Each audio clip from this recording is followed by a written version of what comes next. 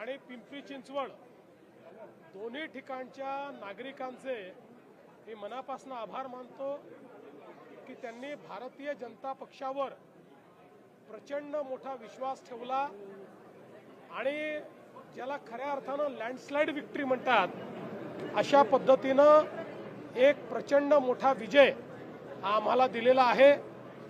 त्या सर्व नागरिकांचे मी केवळ आभारच मानत नाही तर त्यांचं या ठिकाणी ऋणनिर्देश देखील करतो।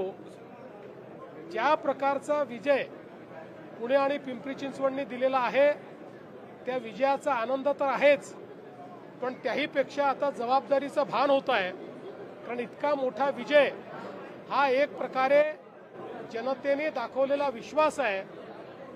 विकासावर, मोदीजींच्या विजनवर, भारतीय जनता पक्षाच्या कार्यप्रणालीवर हा एक विश्वास आहे आणि म्हणून या विश्वासाला पात्र होण्याकरता आम्हाला जास्त मेहनत करावी लागेल।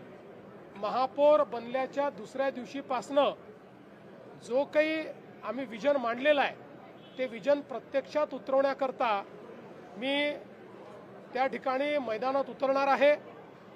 मी विशेषतः आमचे पुण्याची आणि पिंपरी चिंचवडची सगळे नेते मंडळी आहे यांचं मी अभिनंदन करेन की अतिशय मेहनत करून या ठिकाणी ह्या निवडणुकीला त्यांनी नेतृत्व दिलं आणि चांगल्या प्रकारे ही निवडणूक पार पडली।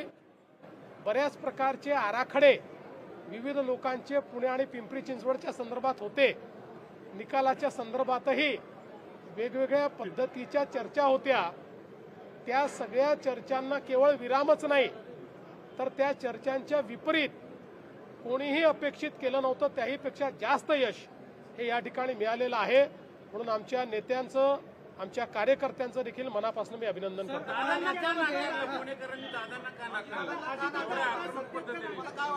मी असं म्हणणार नाही की त्यांना नाकारलं, मी असं म्हणेन पुणेकरांनी मोदीजींना, भाजपला आणि आमच्या नेत्यांना स्वीकारलं। दादा आज कॅबिनेटलाही नव्हते, तुमच्या या कार्यक्रमालाही नव्हते, नाही, दादांचं माझं परवाच आमची भेटी झाली। तुम्हाला माहिती आहे ज्या दिवशी आपलं वोटिंग झालं त्या दिवशी दादा माझ्याकडे येऊन गेले, रात्री सगळे आम्ही बसलो होतो। त्यामुळे त्या दिवशीच त्यांनी सांगितलं होतं की माझ्याकडे गव्हर्नर साहेब येणार आहेत, त्यामुळे मी याला येऊ शकणार नाही, आपल्या कॅबिनेटला येऊ शकणार नाही, कार्यक्रमाला येऊ शकणार नाही। पुण्याची जनता आहे, आम्ही सगळे त्याचे सेवक आहोत। मुंबईमधल्या निकालानंतर संजय राऊतांनी सकाळी टीका केली की पैशाचा वापर मोठ्या प्रमाणावरती करण्यात आला, काटावरचं बहुमत जे आहे ते महायुतीला मिळालेलं आहे। अपेक्षेपेक्षा मुंबईमध्ये यश मिळालं असं वाटतं का? जो आकडा 150 पार ठेवलेला होता तो मात्र 116 वर येऊन पोहोचला। साहेब, पहिल्यांदा तर आम्हाला 119 जागा मिळालेल्या आहेत आणि जवळपास आमच्या 14 जागा या अतिशय कमी मताने, 7 मताने, 5 मताने, 100 मताने आम्ही हारलो। पण ठीक आहे, पूर्ण बहुमत तुम्ही हे बघा, एवढ्या जागा गेल्या 3 निवडणुकांमध्ये देखील जी काही शिवसेना होती त्यावेळेची एकत्रित, त्यांना मिळाल्या नव्हत्या। त्यांचा 3ही निवडणुकीचा रेकॉर्ड आम्ही तोडलेला आहे आणि पूर्ण बहुमतामध्ये आम्ही निवडून आलेलो आहोत।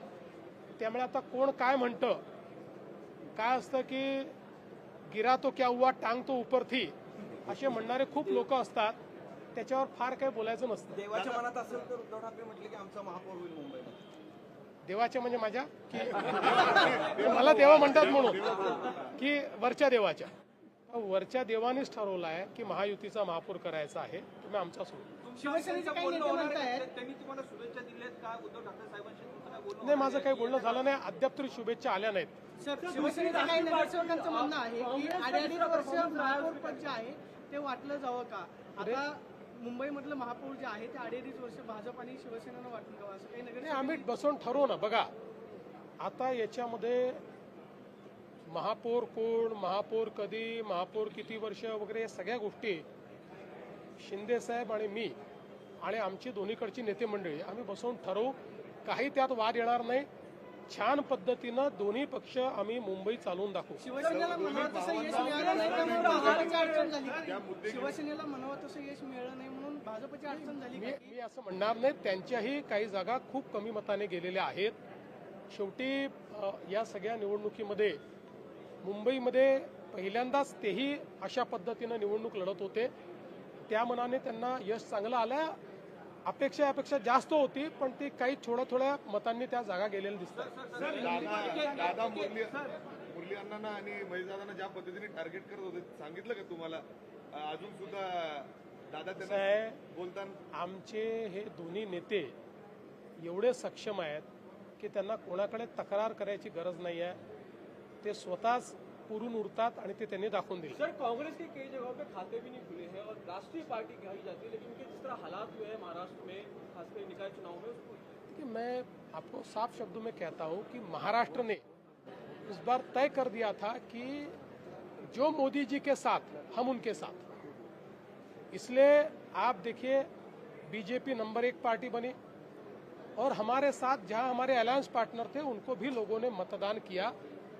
तो महाराष्ट्र इस बार पूरे तरीके से मोदी जी के साथ, बीजेपी के साथ, अलायंस के साथ था.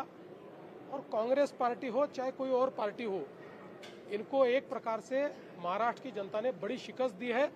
उनको ये बता दिया है कि महाराष्ट्र में विकास का एजेंडा चलेगा.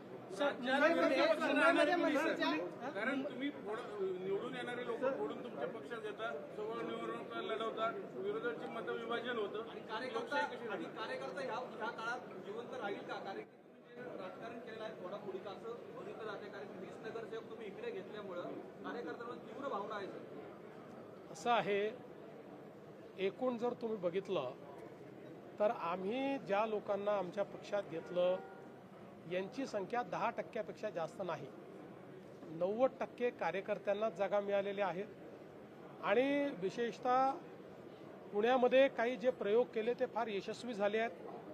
जे प्रभाग कधीच निवडून आले नव्हते असेही प्रभाग काही लोकांना घेतलं आणि भाजपची ताकद लावली तर ते निवडून आले आहेत. आमचे कार्यकर्ते मॅच्युअर्ड आहेत, या सगळ्या गोष्टी समजतात. आणि विरोधी पक्ष राहणार की नाही हे सत्ता पक्षाला विचारण्याच्या ऐवजी विरोधी पक्षाला विचारलं पाहिजे की तुम्ही विरोधी पक्षाची कामगिरी करणार आहात का? तुम्ही मेहनत करणार आहात का? तुम्ही मैदानात उतरणार आहात का? मी पण विरोधी पक्षात अनेक वर्ष काढले आहेत आणि रिसेंटली 2019च्या शेवटी सगळ्यात जास्त जागा निवडून येऊनही मी विरोधी पक्षनेता झालो. पण 2.5 वर्ष विरोधी पक्षनेत्याचं काम हे चोखपणे मी बजावलं. आपल्याला ज्या दिवशी विरोधी पक्षात जातो त्या दिवशी जनतेतही राहावं लागतं, इश्यूज पण घ्यावे लागतात. घरी बसून कुठलाही विरोधी पक्ष तयार होत नाही. सर, मुंबईमध्ये मनसेच्या ज्या जागा आलेल्या आहेत, तुम्ही याआधी म्हटलेलं होतात की युती नक्की कशासाठी केली हे निकालानंतर राज ठाकरेंना कळेल. उद्धव ठाकरेंच्या जागा वाढल्या, मनसेच्या मात्र 7 ते 8 जागांवरती त्यांना समाधान मानावं लागेल.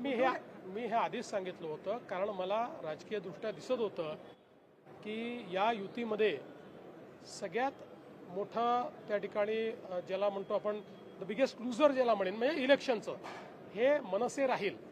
आणि माझं जे भाकीत होतं ते या निवडणुकीने स्पष्ट केलेलं आहे. त्या ठिकाणी मनसेला किंवा राज ठाकरेंना या युतीचा कुठलाही फायदा झालेला नाही. उद्धवजींना मात्र तो झालेला दिसतोय. चला, एकनाथ शिंदेंनी सगळे नगरसेवक त्यांच्या एका खासगी हॉटेलमध्ये ठेवलेले आहेत. म्हणजे काय नक्की प्लॅन आहे असं, म्हणजे पुन्हा एकदा पळवण्याचं, म्हणजे जसं आमदारकीच्या वेळेस झालं एका खासगी हॉटेलमध्ये ठेवलं. आता कुठेही पळवापळवी नाही आहे. आता सगळं शांतपणे आहे. आम्ही एकत्रितपणे सगळे निर्णय करणार आहोत. त्यामुळे पळवापळवीची काही आवश्यकता नाही आहे.